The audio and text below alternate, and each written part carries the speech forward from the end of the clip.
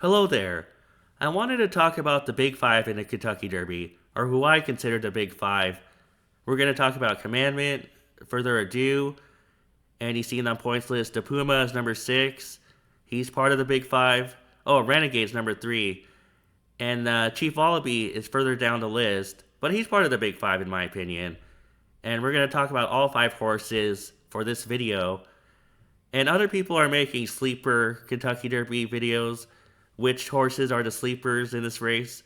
And maybe we'll do that later on, but I want to talk about the most popular horses in this race. So let's talk about the Big Five, starting off with the Florida Derby Trio, Commandment, and the Puma, and Chief Wallabee. We have Commandment's Echo-Base page up here, and he just keeps on winning. He won the Mucho Macho Man, the Fountain of Youth Stakes, and the Florida Derby. And maybe he doesn't get the respect he deserves because he just keeps on winning, but he's not the favorite in the Kentucky Derby. The favorite will be Renegade. But when you watch the Florida Derby, he barely holds off the Puma. And let's look at his Echo-Base page really quick. The Puma broke his maiden in the Tampa Bay Derby, and he was second in the Florida Derby. And we're going to watch the Florida Derby right now. And the Puma is the one with the yellow cap. And Commandment is on the outside. Commandment needs an all-out effort here. You see the jockey is working hard on Commandment to get going. And eventually Commandment does catch the Puma, but it's not a satisfying win. You get the feeling that the Puma is about the same level as Commandment. And we're going to watch it one more time. And you see Chief Wallabee is right behind them. It's kind of disappointing. He had an opening right here to go in between the Puma and Commandment, and he just couldn't quicken. We have Chief Wallabee's Echo-Base page up here, and he's getting to be a bit of a money burner. He was second in the Fountain of Youth Stakes. He was third in the Florida Derby. But when I talk about what a money burner is, it's not just a horse that keeps losing. It's also a horse that keeps losing at short odds. We have the chart for the Fountain of Youth, and Chief Wallabee was, 5-2 in that race? And we have the chart for the Florida Derby, and Chief Wallabee was 2-1. So he has lost 2 times in a row at short odds, and now he's going into the Kentucky Derby. I think the blinkers are coming on. We'll see if that helps. Chief Wallabee's not my favorite kind of horse. We'll see what happens. He has lost twice in a row at 5-2, 2-1. Do you want to take him again at short odds in the Kentucky Derby? Well, I don't know how short he'll be because he's lost twice in a row, but he's still a popular horse, and that's something to think about when you're handicapping the Kentucky Derby field. Let's talk about Further Ado. He got a lot of attention after he broke his maiden at Keeneland by 20 lengths? And then he won the Kentucky Jockey Club, but it wasn't as impressive. And then he came back later on in the Tampa Bay Derby, and he lost to the Puma, but it wasn't by much. And then he crushed the Bluegrass Stakes field, which we have up here. But the question is, who did he beat in the Bluegrass Stakes? You see him putting away Creole Chrome in second. Great White is fading. The Gray Horse. Talkin is moving into second right now, but Talkin hasn't done much this year. And I think there's another horse on the outside moving into second. Audenho, I believe. But Further Ado just crushed them. And I also am concerned that Further Ado only fires at Keeneland. That is one concern, although he did win the Kentucky Jockey Club. But I pointed out it wasn't as impressive as his maiden win, or even the Bluegrass, and he was second to the Puma in the Tampa Bay Derby. Although maybe I shouldn't be harsh on that because the Puma, as we just saw, almost won the Florida Derby.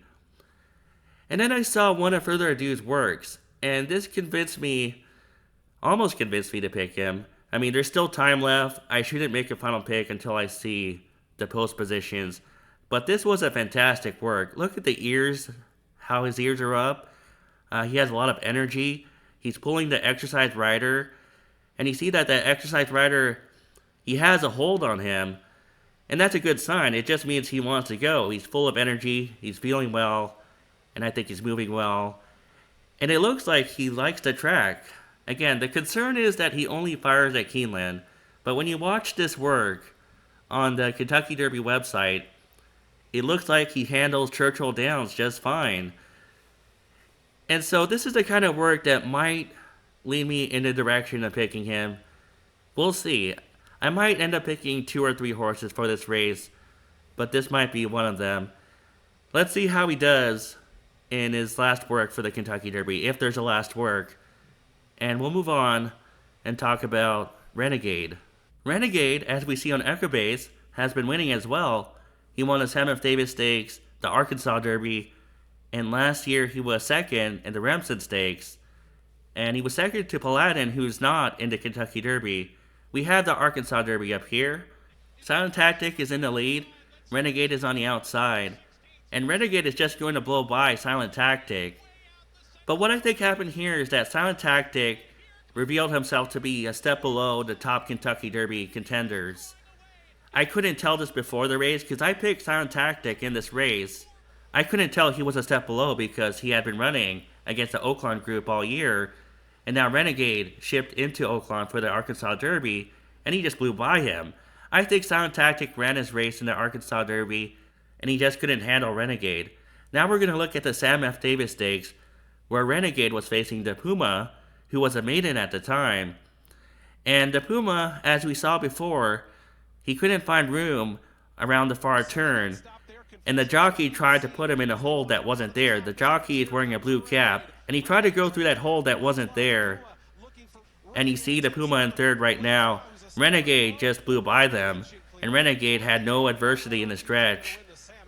It's hard to tell what the Puma would have done if he had a clear run in the Sam F. Davis Stakes.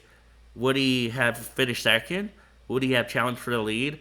It's hard to tell because he didn't have a clear run. And so, Renegade had no adversity in the Arkansas Derby, no challenger in the Sam F. Davis Stakes either, once the Puma got into trouble.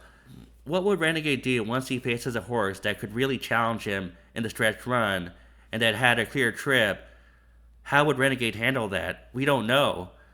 If Renegade has an advantage over this top 5 that I'm talking about, I don't think it's by much. I think the advantage that he has is probably a slim one, and horses like Further Ado, Commandment, Chief Wallabee, and the Puma are probably not far behind him in terms of ability, and all it would take is a bad trip for Renegade to lose the Kentucky Derby to one of those 4, or maybe even a long shot.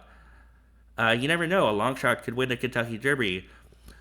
But Renegade is going to be the favorite in the Kentucky Derby. And my initial feeling is, maybe I don't want to take him as the favorite because I don't think his advantage is that great. But I need to think about it more. Obviously, he has a lot of talent, and he's been winning this year. I just wonder how much better he truly is than the other 4 horses I talked about. So I need to think about it. My initial feeling is that he's going to be too short of a price, and I don't want to take the favorite in this Kentucky Derby. But it's not a final decision. Out of the top 5 I talked about today, Further Ado would be my preference. There's still some time left to think about the Kentucky Derby, and you don't want to make your final decision until you see the final post draw and where each horse is in the starting gate. For example, I would never take a horse on the rail. Post 20 might be okay if the horse has speed. If the horse doesn't have speed, then I probably would not take him. So those are some things to think about when you're watching the post draw. Right now, Further Ado looks good, but let's see what his last work looks like, and then I'll make my final decision once I see the post draw. Thanks for watching my video, and I'll be back soon.